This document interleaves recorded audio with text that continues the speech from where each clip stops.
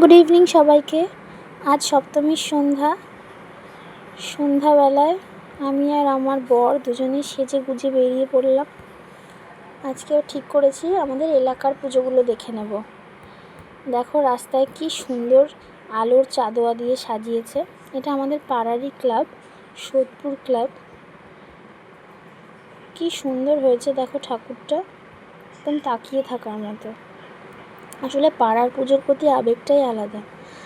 তো পাড়ার ঠাকুরটা দেখিয়ে আমরা বেরিয়ে পড়লাম।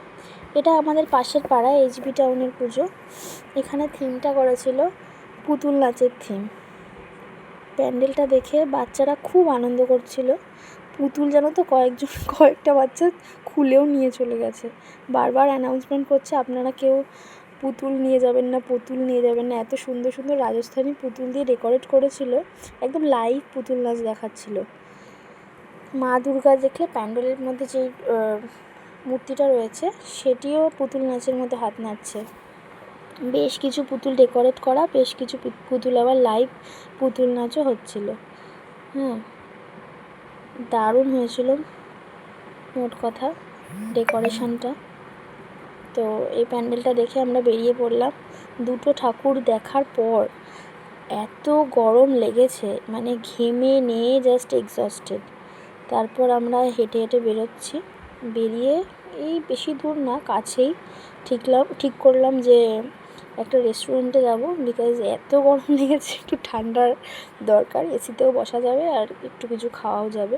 রাতে ডিনার করার প্ল্যান নেই, ডিনার বাড়িতে গিয়েই করব। তো আমরা চলে যাচ্ছি স্কুটি নিয়ে পাশেই সাংহাই রেস্টুরেন্টে।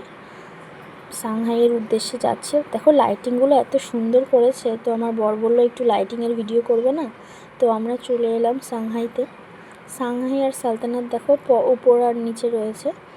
কিছুক্ষণ ওয়েটিংয়ের পরে আমরা সাংহাইতে ঢুকলাম। প্রনের একটা ডিশ অর্ডার করেছিলাম। ডিশটার এক্স্যাক্টলি নাম আমার মনে নেই। আর hot and sour soup order করা হয়েছিল। তো দুটোই জমিয়ে খেলাম। স্যুপটা আমার most favourite soup, hot and sour soup. তো খেয়ে দিয়ে চলে এলাম বাড়ির উদ্দেশ্যে। Thank you.